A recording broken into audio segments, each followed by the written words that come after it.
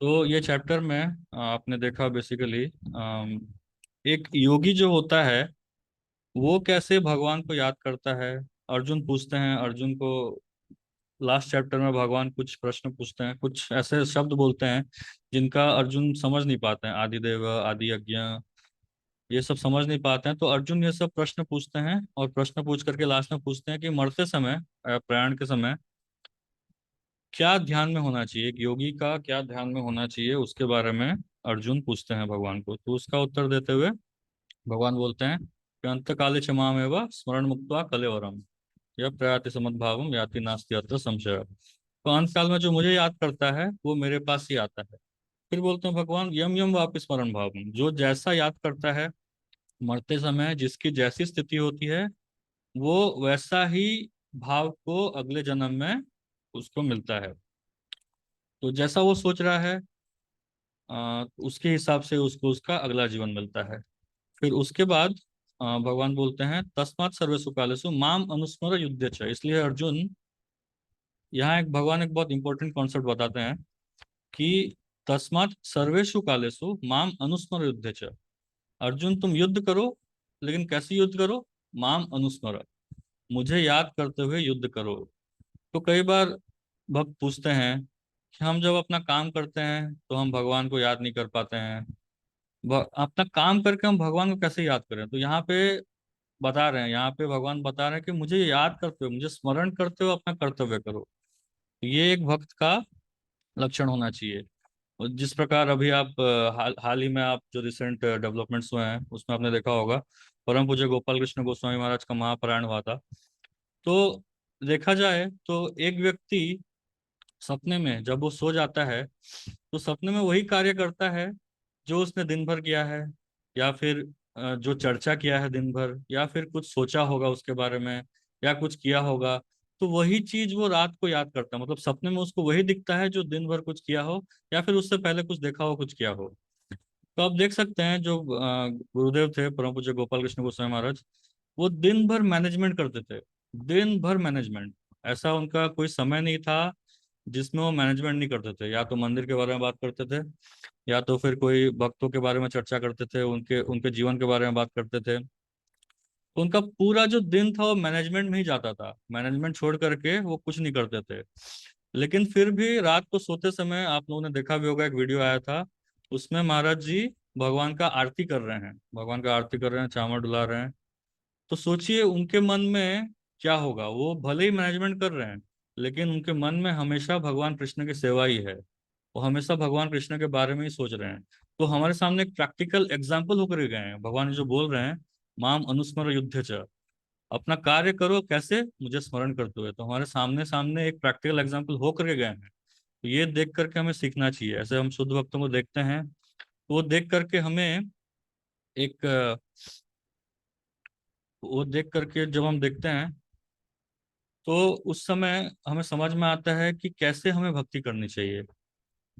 तो यही ये हमें ध्यान रखना चाहिए कि हम जो भी कार्य कर रहे हैं ये सोच के करना चाहिए कि हाँ बस भगवान ने हमें कार्य दिया है, भगवान की प्रसन्नता के लिए या जो भी मेंटेनेंस है उसके लिए हम कार्य कर रहे हैं, और अंत में हमें हमेशा भगवान का ही याद होना चाहिए। तो ये भगवान बताते हैं कि जो भी आप कार्य करते हैं वो कार्य तो करिए, आपका जो प्रेस्क्राइब ड्यूटीज है वो करना है, उसको छोड़ना नहीं है। माम अनुस्मर युध्यच, मुझे याद करते करते करिए। तो वो उसके बाद फिर भगवान बताते हैं कि जो मुझे याद करता है वो निश्चय ही मेरे पास आएगा। फिर उसके बाद भगवान एक योगी के बारे में बताते हैं, एक जो योग मिश्रित भक्त होता है। अभी यहाँ पे योग मिश्रित भक्त क्यों कहा गया है? क्योंकि जो ऐसा जो भक्त होता है, जो योगी है, जो ओमकार का स्मरण कर रहा है, जो भगवान का कोई रूप का स्मरण करके उनके पास जाना चाहता है, तो इसका इस जो भक्त है ना, ये योग मिश्र भक्त का, इसका एक पर्टिकुलर डिजायर है।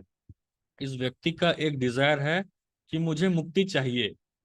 इस भक्ति का, सॉरी, ये जो भक्त है, ये जो योग मिश्रित भक्त है, इसका डिजायर है कि मुझे मुक्ति चाहिए। लेकिन जो शुद्ध भक्त होता है ना, उसको ये डिजायर नहीं होता है। भुक्ति मुक्ति सिद्धि कामी सकल अशांत कृष्ण एक भक्त निष्कामा अतएव शांत। जो कृष्ण भक्त होता है ना, उससे मुक्ति की इच्छा भी नहीं होती है, वो केवल वो यही चाहता है कि मैं जहां भी जाऊं भगवान की सेवा में ही लगा रहा हूँ, भगवान और उनके भक्तों की सेवा में लगा रहा हूँ।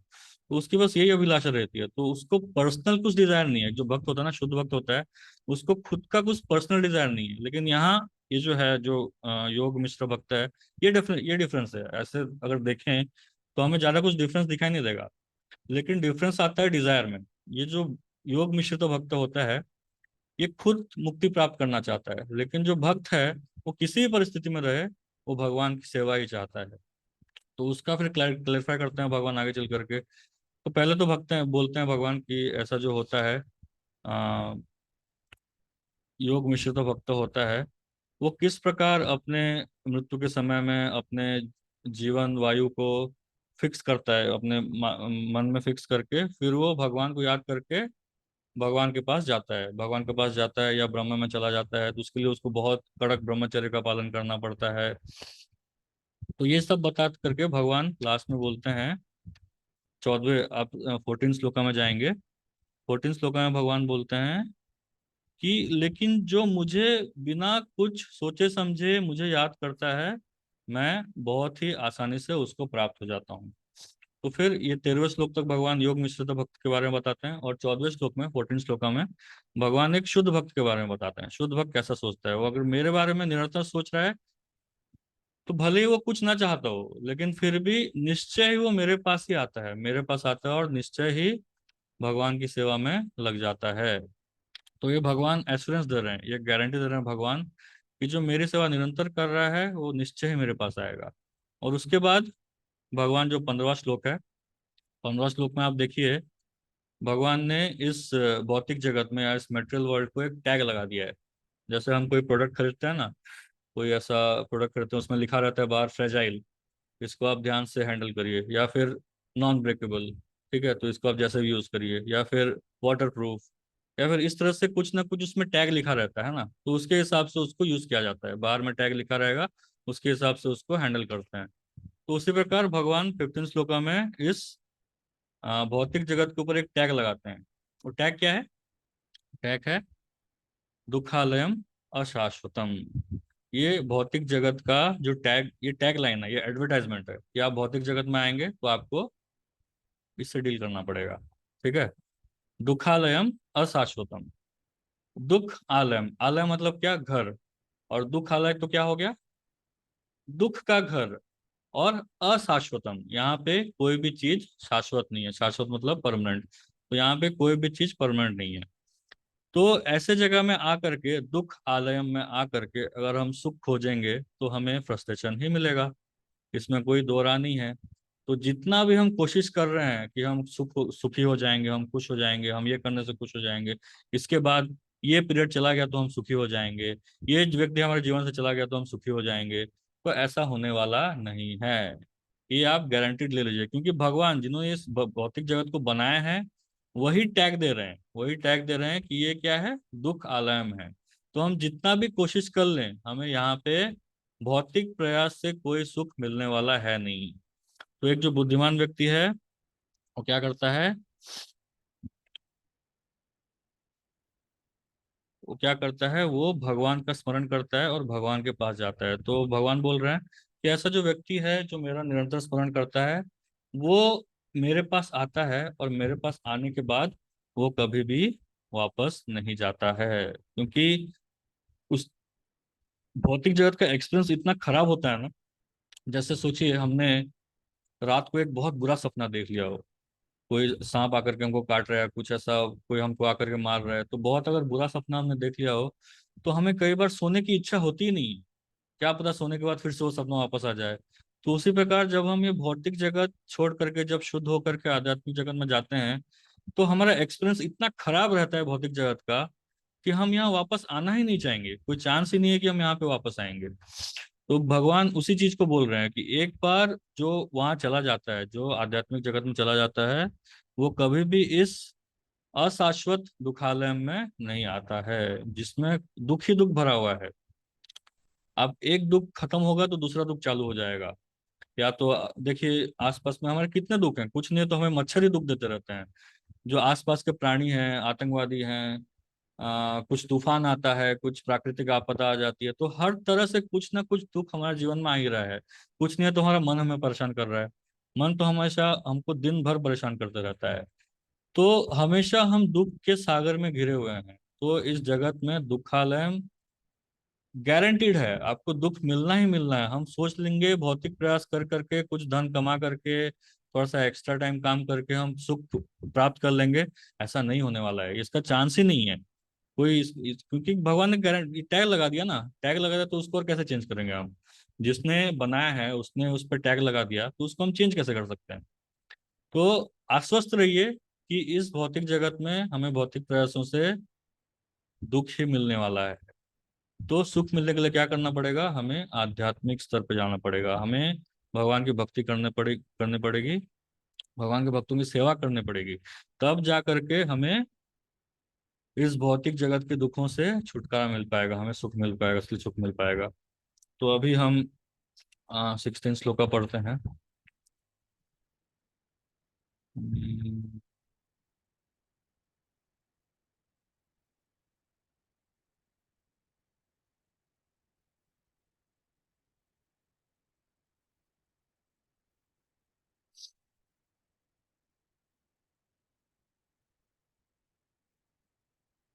17 तो 16 श्लोक का इस प्रकार है। आप लोग भी अपने भगवदगीता में देख सकते हैं या फिर स्क्रीन में देख सकते हैं। 16 श्लोक इस प्रकार है। आ ब्रह्म भुवना लोका पुनरावर्तिनोऽर्जुन माम उपेत्य तु कौन्तेय पुनर्जन्म न विद्यते।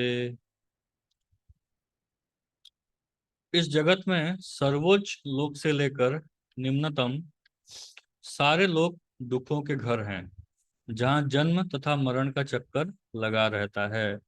किंतु हे कुंती पुत्र, जो मेरे धाम को प्राप्त कर लेता है वह फिर कभी जन्म नहीं लेता। भगवान फिर से वही बात बोल रहे हैं। इस जगत में सर्वोच्च लोक कौन सा है, आ ब्रह्म भुवनाथ, मतलब ब्रह्म लोक तक। ब्रह्म लोक जो है इस भौतिक जगत में सबसे ऊंचा प्लानेट है, जहाँ ब्रह्मा जी रह करके सृष्टि का निर्माण कर रहे हैं। इस जगत में सर्वोच्च लोक से लेकर निम्नतम सारे लोक दुखों के घर हैं, जहाँ जन्म तथा मरण का चक्कर लगा रहता है। किंतु एक कुंती पुत्र, जो मेरे धाम को प्राप्त लेता है वह फिर कभी जन्म नहीं लेता। प्रभुपाद जी बताते हैं, समस्त योगियों को, चाहे वो कर्म योगी हो, ज्ञान योगी हो या हठ योगी, अंततः भक्ति योग या कृष्ण भावनामृत में भक्ति की सिद्धि प्राप्त करनी होती है।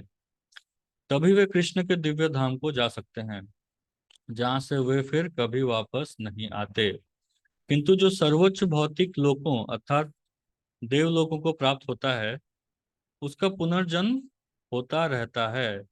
जिस प्रकार इस पृथ्वी के लोग उच्च लोकों को जाते हैं, उसी तरह ब्रह्मलोक, चंद्रलोक तथा इंद्रलोक जैसे उच्चतर लोकों से लोग पृथ्वी पर गिरते रहते हैं। तो एक चक्कर चलता रहता है, सर्कल चलता रहता है। छांदोग्य उपनिषद में जिस पंचाग्नि विद्या का विधान है, उससे मनुष्य ब्रह्मलोक को प्राप्त कर सकता है। किंतु यदि ब्रह्मलोक में वह कृष्ण भावनामृत का अनुशीलन नहीं करता, तो उसे पृथ्वी पर फिर से लौटना पड़ता है। जो उच्चतर लोकों में कृष्ण भावनामृत में प्रगति करता है, वे क्रमशः और ऊपर जाते रहते हैं, और प्रलय के समय वे नित्य परम धाम को भेज दिए जाते हैं। श्रीधर स्वामी ने अपने भगवत गीता भाष्य में यह श्लोक उद्धृत किया है। ब्रह्मणा सह ते सर्वे संप्राप्ते प्रतिसंचरे परस्यांते कृतात्मान प्रविशन्ति परम पदम। जब इस भौतिक ब्रह्मांड का प्रलय होता है, तो ब्रह्मा तथा कृष्ण भावनामृत में निरंतर प्रवृत्त उनके भक्त अपनी इच्छा अनुसार आध्यात्मिक ब्रह्मांड को तथा विशिष्ट वैकुंठ लोगों को भेज दिए जाते हैं। तो यहाँ पे प्रभुपाद जी बोल रहे हैं कि जो भक्त होते हैं, शुद्ध भक्त होते हैं, उनको प्रलय के समय उनको भगवान के धाम में भेजा जाता है। वो जो भक्ति अच्छे से कर रहे हैं, या स्वयं ब्रह्मा जी जो हैं, जो भगवान की सेवा में लगे हुए हैं क्रिएशन का, तो उनको आध्यात्मिक जगत में जब प्रलय होता है, वो प्रलय क्या होता है आगे चल के, जो मेन प्रलय होता है वो क्या होता है आगे चल करके भगवान बताएंगे, और प्रभुपाद जी बताएंगे डिटेल में, इसी यही श्लोक में बताएंगे। तो उस समय क्या होता है, उनको भगवान के धाम में वापस भेज दिया जाता है। तो यहाँ पे भगवान स्वयं बोल रहे हैं कि नीचे से लेकर ऊपर तक, ब्रह्मा लोक तक, ब्रह्मा लोक सबसे हाईएस्ट प्लैनेट है। जो स्वर्ग लोक है, जैसा मैंने पहले ही बताया, स्वर्ग लोक तो हमारे पृथ्वी लोक से 2 प्लैनेट ही ऊपर है। इस भूवर स्वर, भूलोक के ऊपर भूवर लोक है, उसके ऊपर स्वर्ग लोक है। स्वर्ग लोक के 4 लोकों के ऊपर ब्रह्मलोक आता है, सबसे हाईएस्ट जो प्लैनेट है ब्रह्मलोक। वहां भी दुख है। भगवान स्वयं बोल रहे हैं, आप ब्रह्म भुवना लोका, वहां भी दुख है। अगर हम वहां चले जाएं तो वहां भी जन्म मृत्यु जरा व्याधि से हम बच नहीं सकते हैं, त्रिताप से हम बच नहीं सकते हैं। तो इसलिए हमें प्रयास करना चाहिए ये पूरे भौतिक जगत से ही बाहर निकलने का। पहले तो हम समझें कि भौतिक जगत क्या है, फिर भौतिक जगत से पूरा का पूरा बाहर निकलने का प्रयास करना चाहिए, तब जाकर के हमें असली सुख का अनुभव होगा। तो यहाँ पे भगवान थोड़ा सा एक टच करते हैं कि ब्रह्मलोक के बारे में जस्ट टच करते हैं, फिर अभी ब्रह्मलोक क्या होता है, ब्रह्मा जी कौन है, उसके बारे में भगवान बताएंगे। 17 श्लोक आता है, यहाँ भगवान बता रहे हैं, सहस्र युग पर्यंतम अहर्यद ब्रह्मणो विदु रात्रिम युग सहस्रांतम तेहो रात्र विदो जना। तो यहाँ भगवान बता रहे हैं, ये 17वां श्लोक ध्यान से सुनिए, ये ब्रह्मा जी का आयु बताया जा रहा है। मानवीय गणना के अनुसार 1000 युग मिलकर ब्रह्मा का एक दिन बनता है, और इतनी ही बड़ी ब्रह्मा की रात्रि होती है। ठीक है, मानवीय गणना के अनुसार 1000 युग मिलकर ब्रह्मा का एक दिन बनता है, और इतनी ही बड़ी ब्रह्मा की रात्रि भी होती है। हरे कृष्ण। तो तात्पर्य कोई पढ़ सकते हैं? एक इसमें प्रभु हरे जी मैं कृष्णा पढ़ूं? प्रभु जी। हाँ हरे पढ़िए, कृष्णा। धीरे धीरे पढ़िए प्रभु जी और मैं क्लियरली पढ़िए।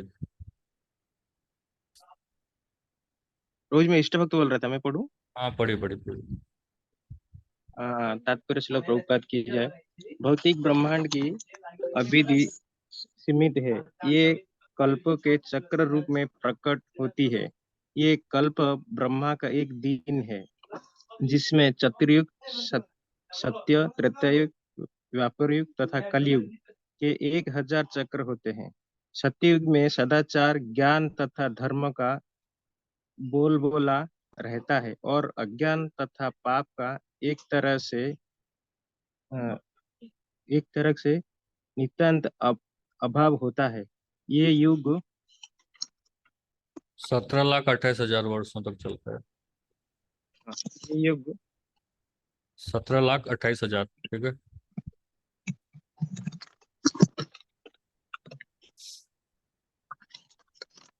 ये 17,28,000 वर्षों तक चलता है। त्रेता युग में पापों का प्रारंभ होता है, और ये युग 96, 12,16,000 96। 90 12,000 96,000 वर्षों तक चलता है। द्वापर युग में सदाचार तथा धर्म का ह्रास होता है, और पाप बढ़ते हैं। ये युग 8,64,000 वर्षों तक चलता है। सबसे अंत में कलयुग, जिसे हम विगत 5,000 वर्षों से भोग रहे हैं, अथा अथा है, जिसमें कलह, अज्ञान, अधर्म तथा पाप का प्राधान्य रहता है, और सदाचार का प्राय लोप हो जाता है। ये युग 4,32,000 वर्षों तक चलता है। इस युग में पाप यहाँ तक बढ़ जाता है कि इस युग के अंत में भगवान स्वयं कल कल की अवतार धारण करते हैं, असुरों का संहार करते हैं, भक्तों की रक्षा करते हैं, और दूसरे सत्य युग का शुभारंभ होता है। इस तरह ये क्रिया निरंतर चलती रहती है। ये चारों युग के सहस्र चक्र कर लेने पर ब्रह्मा के एक दिन के तुल्य होते हैं। इतने इतने ही वर्षों की उनकी एक रात्रि होती है। ब्रह्मा ऐसे एक 100 वर्ष जीवित रहते हैं, और तब उनकी मृत्यु होती है। ब्रह्मा के ये 100 वर्ष गणना के अनुसार पृथ्वी के, प्रभु जी ये बताएंगे, मैं नहीं पढ़ पाऊंगा कितना है। ये 311 लाख करोड़, 311 लाख 4 हजार करोड़ वर्ष। हाँ, वर्ष के तुल्य वर्ष के तुल्य है। इन गणनाओं से ब्रह्मा की आयु अत्यंत विचित्र तथा ना समाप्त होने वाली लगती है, नित्य अ, किंतु नित्यता की दृष्टि से ये बिजली की चमक जैसी अल्प है। अ, कारण कारणत्व वो कारणत्व में असंख्य ब्रह्मा अटलांटिक सागर में पानी के बुलबुल के समान प्रकट होते हैं और लोप होते रहते हैं। ब्रह्मा तथा उनकी सृष्टि भौतिक ब्रह्मांड के अंग है। फलस्वरूप निरंतर परि, परिवर्तित होते रहते हैं। इस भौतिक ब्रह्मांड में ब्रह्मा भी जन्म, जरा, रोग तथा मरण की क्रिया से अच्युत नहीं है, किंतु क्योंकि ब्रह्मा इस ब्रह्मांड की व्यवस्था करते हैं, इसलिए वो भगवान की प्रत्यक्ष सेवा में लगे रहते हैं। फलस्वरूप उन्हें तुरंत मुक्ति प्राप्त हो जाती है। यहाँ तक कि सिद्ध सन्यासियों की भी ब्रह्मलोक भेजा जाता है, जो इस ब्रह्मांड का सर्वोच्च लोक है, किंतु कालक्रम से ब्रह्मा तथा ब्रह्मलोक के सारे वासी प्रकृति के प्रकृति के नियमानुसार मरणशील होते हैं। तो थोड़ा आप लोग ध्यान से इसको समझिए। ब्रह्मा जी का जो आयु है वो कितना है, ये हम बार बार बोलने से भी हम लोग भूल जाते हैं, तो इसलिए थोड़ा ध्यान से देखिए। तो ब्रह्मा जी का आयु भगवान बोल रहे हैं, अ, मानवीय गणना के अनुसार 1 हजार युग मिलाकर ब्रह्मा का एक दिन बनता है, और इतनी ही बड़ी ब्रह्मा की रात्रि भी होती है। तो 1 हजार युग, 1 हजार युग क्या है, ये 1 हजार दिव्य युग का बात किया जा रहा है। दिव्य युग मतलब चारों युग मिल करके एक दिव्य युग बनता है, सत्ययुग, त्रेता युग, द्वापर युग, कलयुग।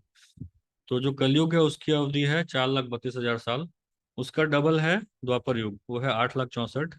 और कलयुग का 3 गुना होता है त्रेता युग, जो है 12,96,000। और सत्ययुग की अवधि है कलयुग का 4 गुना, तो 17,28,000 साल। तो ये चारों को मिला देंगे तो 43,20,000 साल होता है, 43,20,000 ईयर्स, ठीक है। ये होता है एक दिव्य युग, करेक्ट। ये एक दिव्य युग है। ऐसे हजार मिला करके, ऐसे हजार जब मिलते हैं तो ऐसा ब्रह्मा जी का एक दिन होता है। एक दिन मतलब 12 घंटे। तो 43,20,000 मतलब 432 करोड़ साल का ब्रह्मा जी का 12 घंटा होता है, ठीक है। और वैसा ही ब्रह्मा जी का रात्रि भी है। तो जो दिन के 12 घंटे हैं उसमें ब्रह्मा क्रिएशन करते हैं, और जो रात्रि का 12 घंटा है उसमें ब्रह्मा जी विश्राम करते हैं। तो ब्रह्मा जी के दिन के 12 घंटे में सब क्रिएशन होता है, सब कार्य होता है।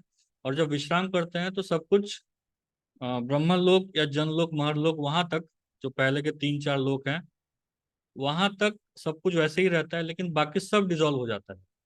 सब कुछ प्रलय, उसको एक आंशिक प्रलय कहा जाता है। तो ब्रह्मा जी के हर दिन एक एक आंशिक प्रलय होते रहता है। तो ब्रह्मा जी के हर दिन में ऐसा डिजॉल्व होता रहता है, स्वर्ग लोक उसके ऊपर तक सब डिजॉल्व हो जाता है, सब कुछ खत्म हो जाता है। फिर नेक्स्ट डे फिर से चालू होता है। तो इसको हम कैसे समझ सकते हैं? जैसे मैं अभी अभी एक कंप्यूटर के सामने बैठा हुआ हूँ। इस कंप्यूटर में, या फिर हम ऑफिस जाते हैं, ऑफिस में हम कुछ कार्य करते हैं, कुछ फाइलों में कुछ कार्य करते हैं। तो वो कार्य करते करते करते समय जहाँ पे हमारा वो कार्य अंत हो जाता है, उसको सेव करके हम कंप्यूटर को बंद करके चले जाते हैं।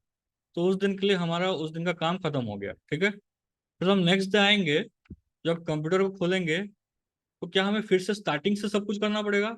ऐसा नहीं है। जहां हमने छोड़ा था, जहां सेव किया था, वहां से फिर से हमको, फिर हम लोग स्टार्ट कर सकते हैं।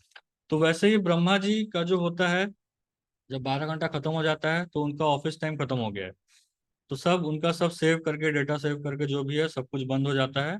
और फिर रात का 12 घंटा होता है, उसमें रेस्ट करते हैं जो भी है। उसके बाद जो नेक्स्ट दिन आता है सुबह सुबह, फिर से जहाँ से खत्म हुआ था वहीं से, फिर से जहाँ तक सेव हुआ था वहीं से फिर से चालू होता है, ठीक है। तो उसके हिसाब से, अपने कर्म के हिसाब से फिर जीवात्माओं को अलग अलग शरीर मिलता है। तो इस तरह से हम इसको थोड़ा सरल शब्दों में समझ सकते हैं। तो ब्रह्मा जी का जो 12 घंटा हो गया, 12 घंटा कितना हुआ, 43, 432 करोड़ साल हो गया, ठीक है, 12 घंटा। तो एक दिन कितना हो गया, 864 करोड़ साल। तो ये एक दिन हो गया, ऐसे 365 दिन होते हैं, और ब्रह्मा जी का 100 साल होता है। तो प्रभुपाद जी जो कैलकुलेशन बता रहे हैं, तो ब्रह्मा जी का जो आयु है, हमारे कैलकुलेशन के हिसाब से 311 ट्रिलियन ईयर्स होता है, ठीक है, 311 ट्रिलियन 40 बिलियन, मतलब समथिंग अराउंड 311, क्या था वो कैलकुलेशन,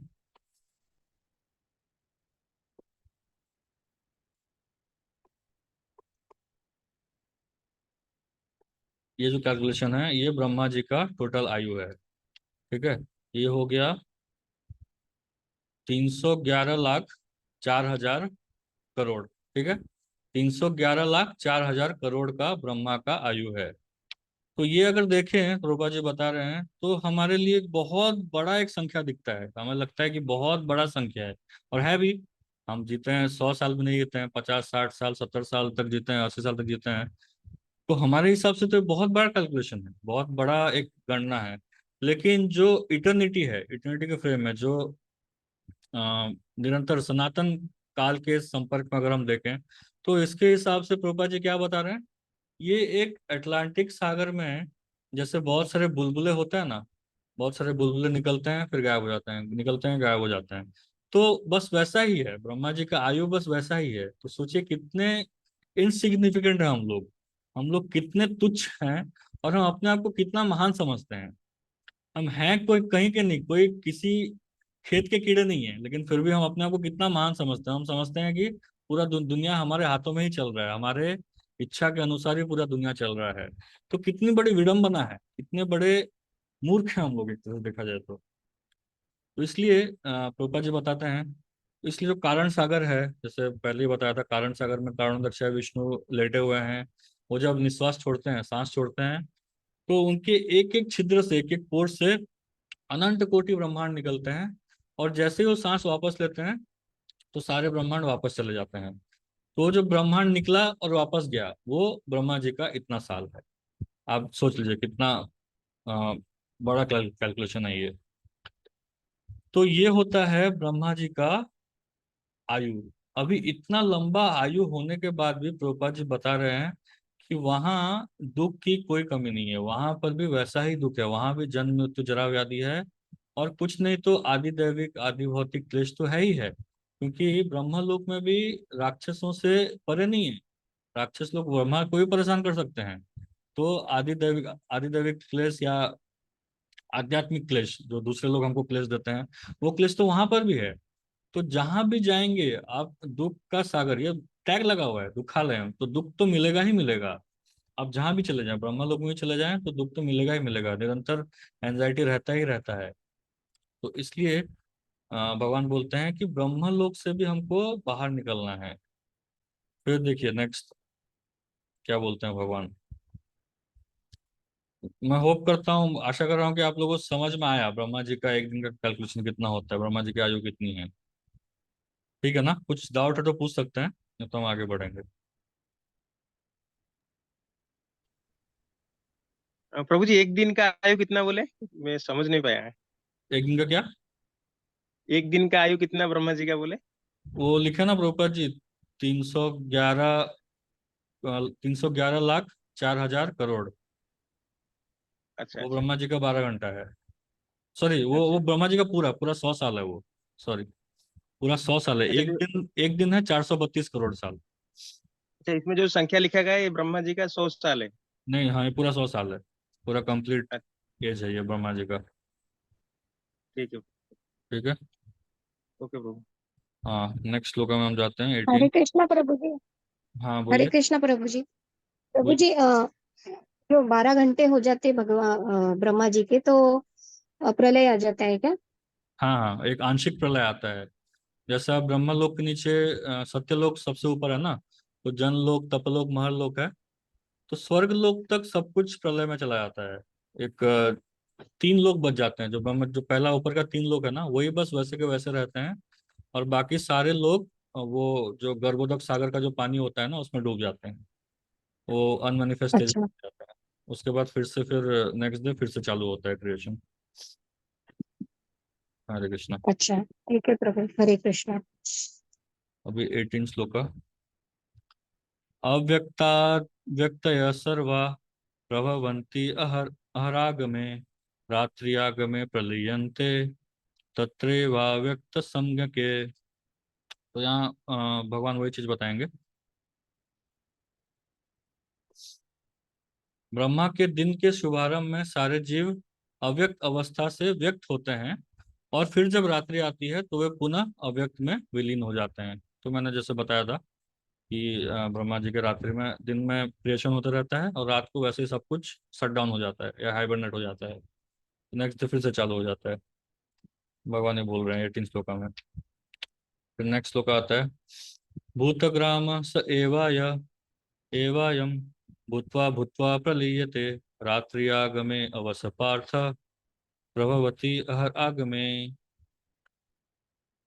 जब जब ब्रह्मा का दिन आता है तो सारे जीव प्रकट होते हैं, और ब्रह्मा की रात्रि होते ही असहायवत विलीन हो जाते हैं। असहायवत, बिना मतलब उनकी कोई इच्छा हो ना हो, लेकिन फिर भी उसमें विलीन हो जाते हैं। हरे कृष्णा। कोई पढ़िए। हरे कृष्णा प्रभु जी। तात्पर्य शिला प्रभुपाद की जय। पढ़। अल्प ज्ञानी पुरुष जो इस भौतिक जगत में बने रहना चाहते हैं उच्चतर लोकों को प्राप्त कर सकते हैं, किंतु उन्हें पुनः इस धरा लोक पर आना होता है।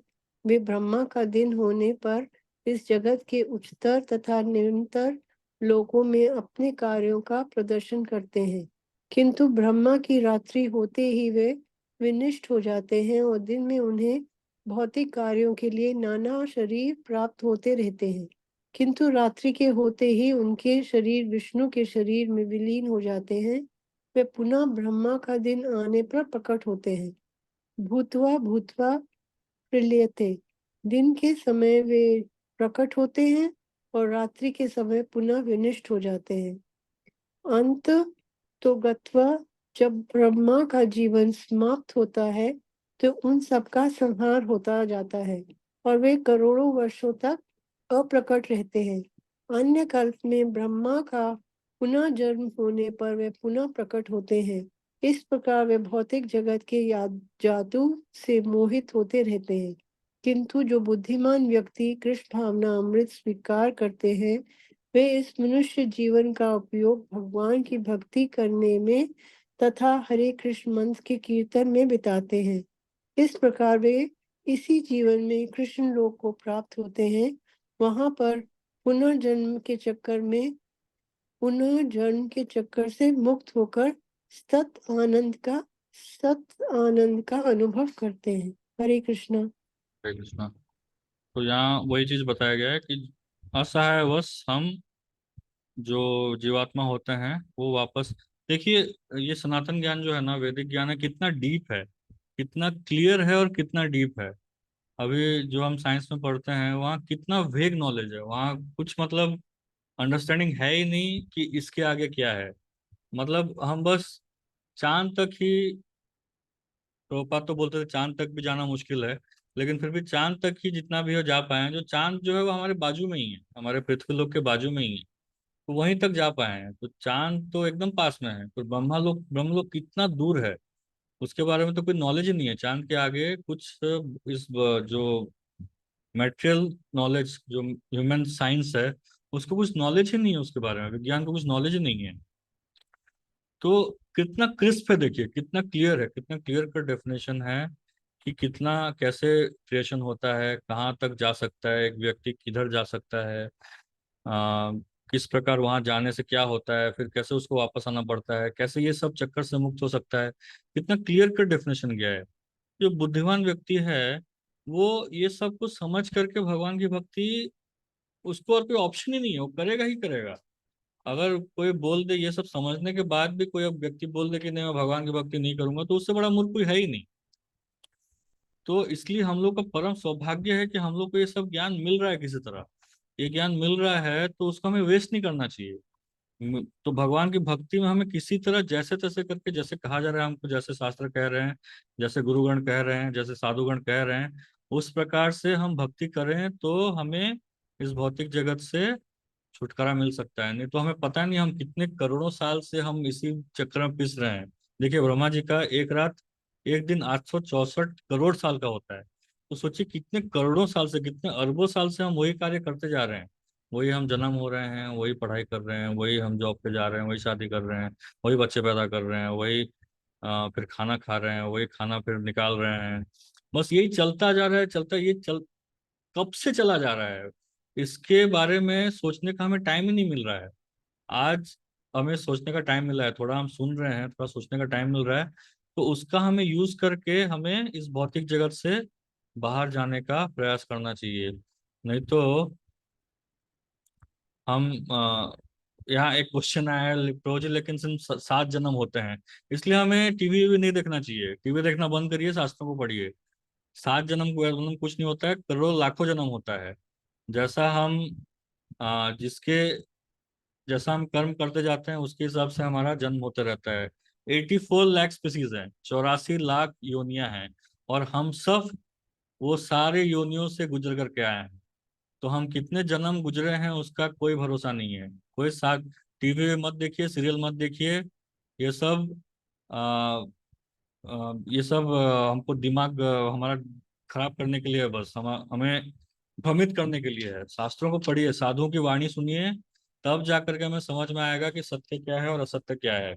हमें इतना बड़ा इल्यूजन में रखा गया आज तक ना, कि उसका कुछ कहना ही नहीं है।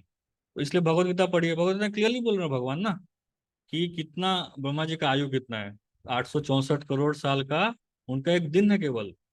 तो उसमें निरंतर चलते रहता है, जन्म मृत्यु की प्रक्रिया निरंतर चलते रहती है। सत्ययुग फिर से वापस आता है, ये कंटिन्यू चलते रहता है। तो इस कर्म फल के बंधन से जब तक हम मुक्त नहीं होंगे, तब तक हम ये भौतिक जगत में, ये दुख में चलते रहेंगे। तो कर्म फल के बंधन से मुक्त कैसे होना है? तो हमें भगवान की भक्ति करनी पड़ेगी।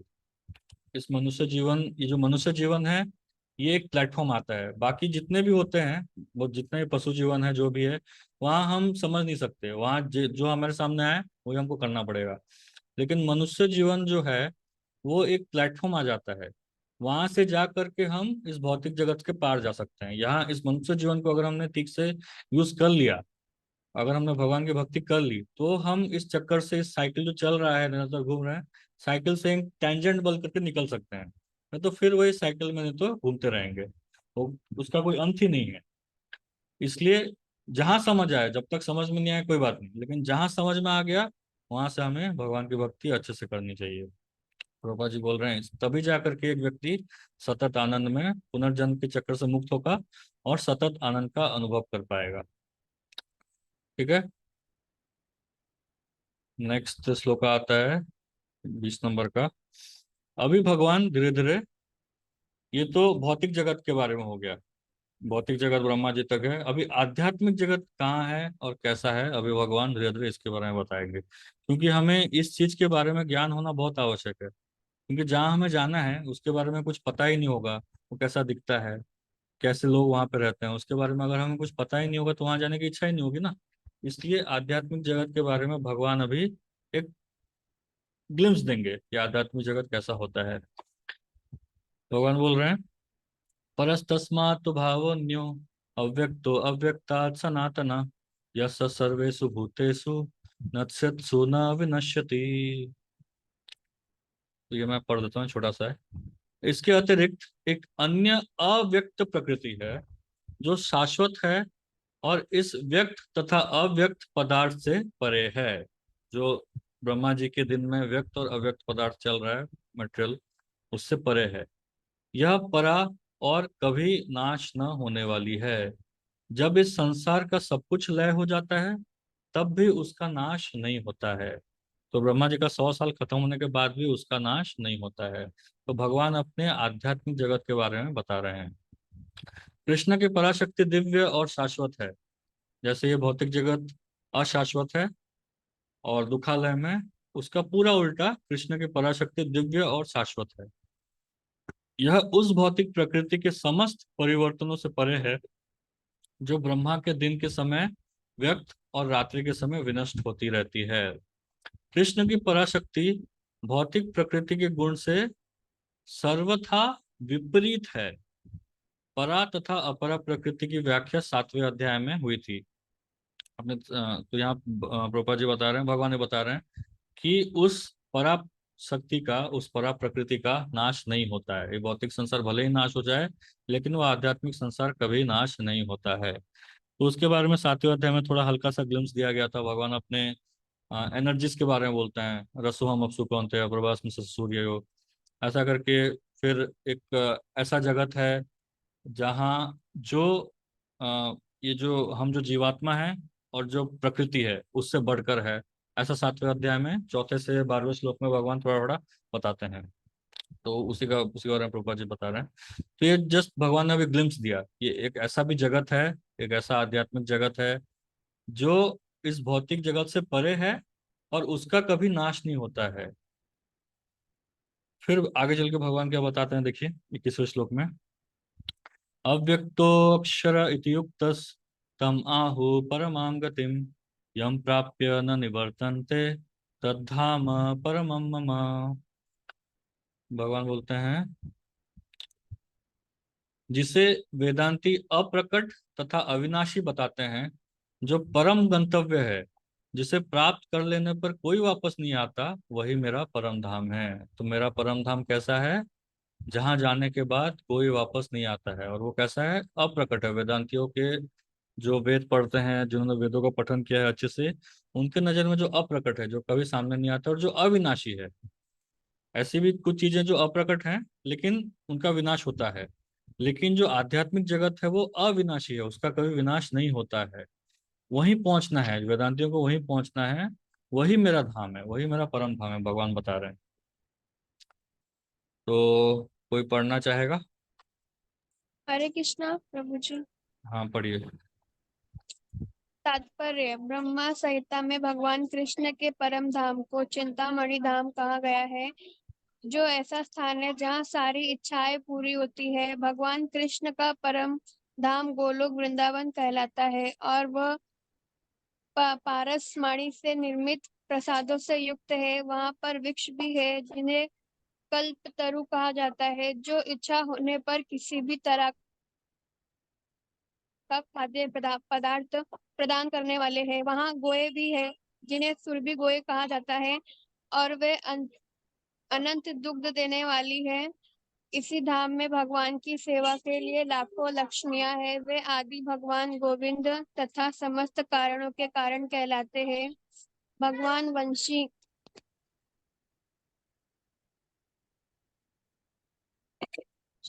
शरीर में वो के वर्ण का है। वे इतने रूपवान है कि उनका सौंदर्य क्या आपका? हजारों भगवान वंशी बजाते कामदेवों रहते हैं। यहाँ से पढ़िए, भगवान वंशी बजाते रहते हैं। भगवान वंशी बजाते रहते हैं। वेणु वेणु कर्णतम उनका दिव्य स्वरूप समस्त लोकों में सर्वाधिक आकर्षक है। उनके नेत्र कमल दलों के समान है और उनका शरीर मेघों के वर्ण का है। वे इतने रूपवान है कि उनका सौंदर्य हजारों कामदेवों को मात करता है। वे पीत वस्त्र धारण करते हैं, उनके गले में माला रहती है और केशों में मोर पंख लगे रहते हैं। भगवत गीता में भगवान कृष्ण अपने निजी धाम गोलोक वृंदावन का संकेत मात्र करते हैं, जो आध्यात्मिक जगत में सर्वश्रेष्ठ लोक है। इसका विषाद वृत्तांत ब्रह्म संहिता में मिलता है। वैदिक ग्रंथ कठोपनिषद 1.311 बताते हैं कि भगवान का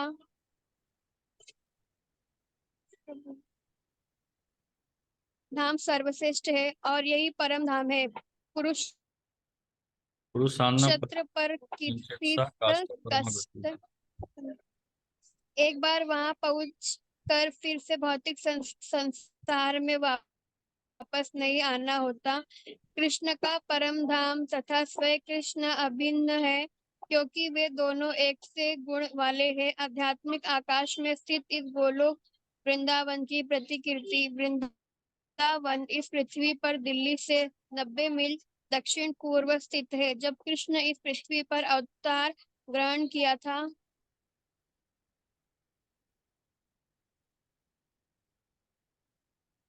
तो उन्हें इस भूमि पर, जिसे वृंदावन कहते हैं और जो भारत में मथुरा जिले के 84 वर्ग मील में फैला हुआ है, घृणा की थी। हरे कृष्णा। तो यहाँ देखिए ऐसे भगवान तो एक छोटा सा ग्लिम्स देते हैं, हल्का बोलते हैं कि जो मेरा आध्यात्मिक जगत है वो कैसा दिखता है। जिसे वेदांती अप्रकट तथा अविनाशी बताते हैं, जो परम गंतव्य है, जिसे प्राप्त कर लेने पर कोई वापस नहीं आता, वही मेरा परम धाम है। लेकिन प्रभुपाद जी उसमें उसको पूरा अच्छे से अलंकृत कर देते हैं। भगवान ने तो एकदम छोटा सा हल्का सा बताया, यहाँ पे आगे चल करके 9th और 10th चैप्टर में भगवान और बताएंगे। लेकिन यहाँ पे प्रभुपाद जी जो ब्रह्म संहिता है, जो ब्रह्मा जी ने भगवान कृष्ण की स्तुति की थी, भगवान कृष्ण की स्तुति कब की थी, जब ब्रह्मा जी को वो मोह हो गया था कि भगवान कृष्ण ये कैसा भगवान हो सकता है, ये व्यक्ति कैसा भगवान होता है, बहुत लंबी कथा है वो मोह खंडन करने के बाद ब्रह्मा जी ने भगवान की स्तुति की थी।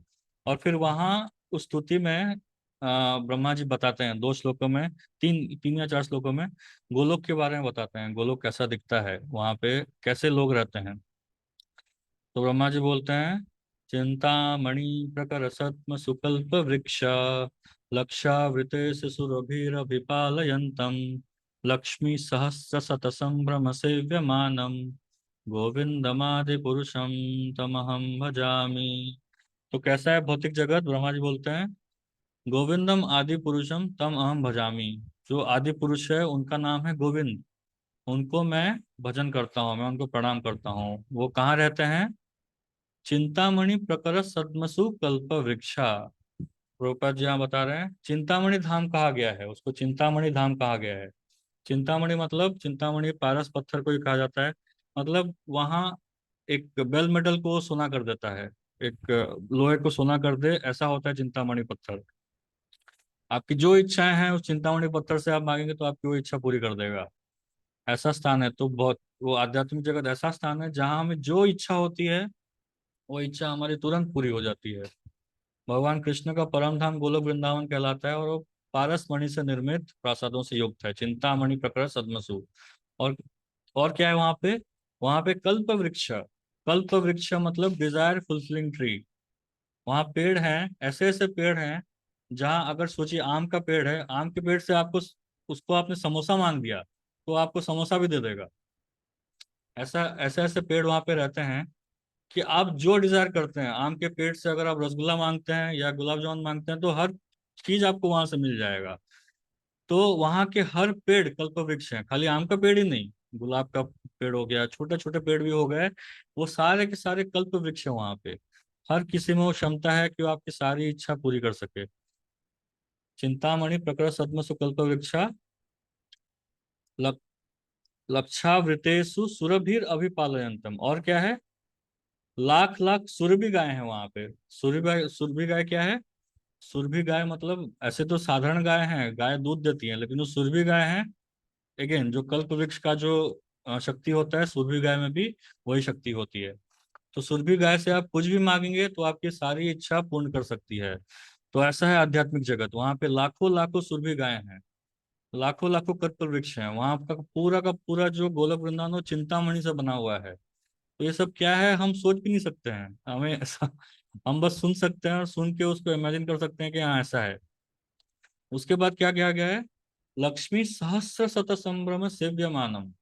तो जो लक्ष्मी है जिसके पीछे पूरी दुनिया भाग रही है, लक्ष्मी माता के पीछे पूरी दुनिया भाग रही है, हर कोई उनकी पूजा कर रहा है, तो वो सोचता है कि लक्ष्मी माता की थोड़ी सी कृपा कृपा हमारे ऊपर हो जाए तो हमारा कल्याण हो जाएगा।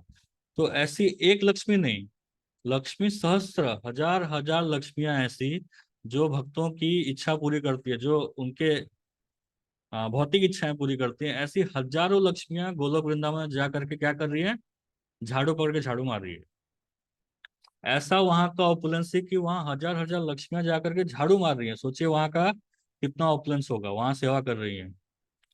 तो गोलोक वृंदावन ऐसा दिखता है। फिर वहां पे जो रहने वाले भगवान है वो कैसे हैं, वेणुम पुनंत मरविंद दलायताक्षाम बर्हावतम समसितम बुध सुंदरांगम कंदर्प कोटि कमनीय विशेष शोभम गोविंदम आदि पुरुषम तमहम भजामी। तो भगवान कैसे हैं, वो एक वेणु पकड़े हुए हैं, बांसुरी पकड़े हुए हैं, और अपने बांसुरी के धुन से हर किसी को मोहित कर रहे हैं।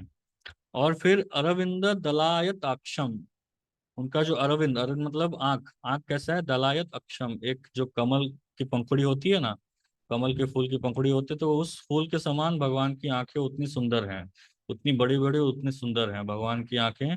अरविंद दलायताक्षम वेणुं पनंतम अरविंद दलायताक्षम बरहावतम समसितम बुद्ध सुंदरांगम। भगवान ने अपने सिर पे बरहावतम, मोर, मोर पंख धारण किया गया, और भगवान बहुत सुंदर दिख रहे हैं। पीत वस्त्र धारण किया उन्होंने, पीले रंग का वस्त्र धारण किया है।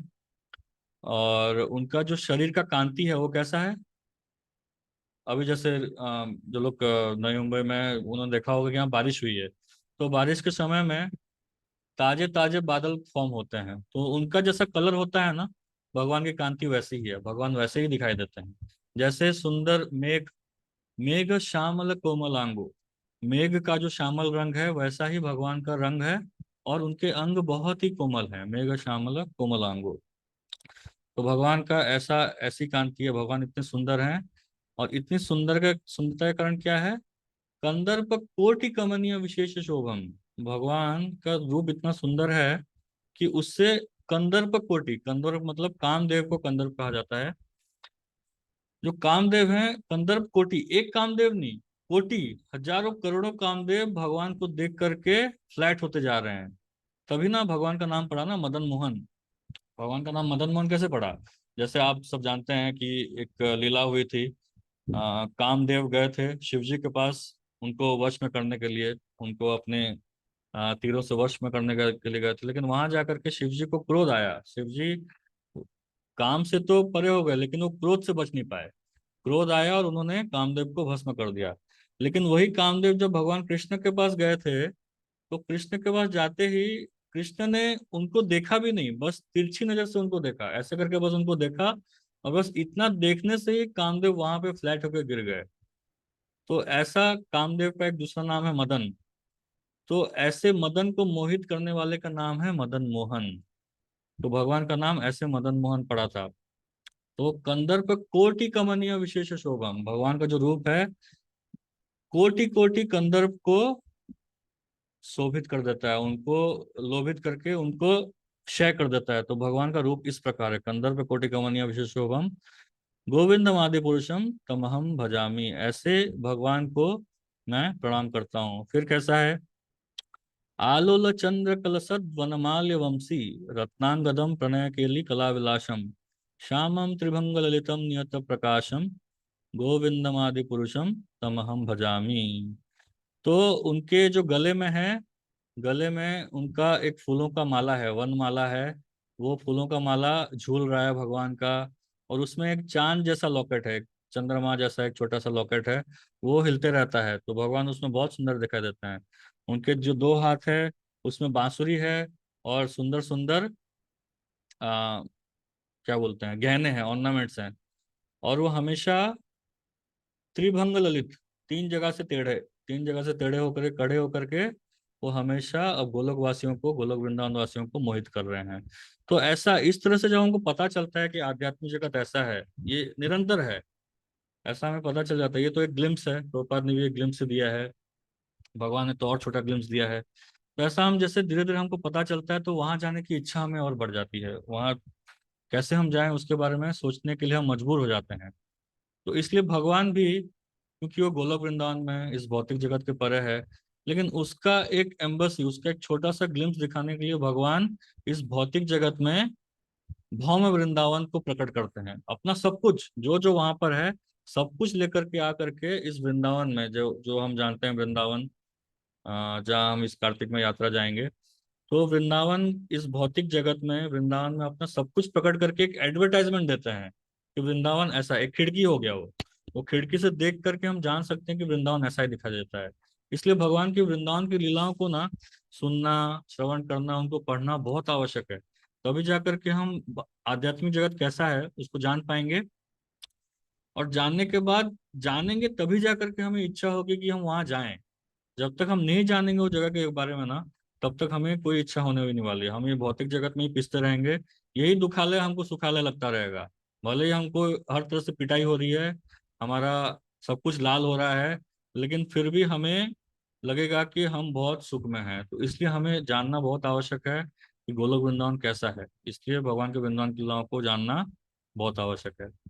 हरे कृष्णा। तो आज हम लोग यहीं तक पढ़ते हैं 21 श्लोका तक। उसके बाद से हम नेक्स्ट ये जो चैप्टर है नेक्स्ट क्लास में हम कंप्लीट कर लेंगे। तो बहुत बहुत धन्यवाद। किसी और कोई प्रश्न है तो पूछ सकते हैं।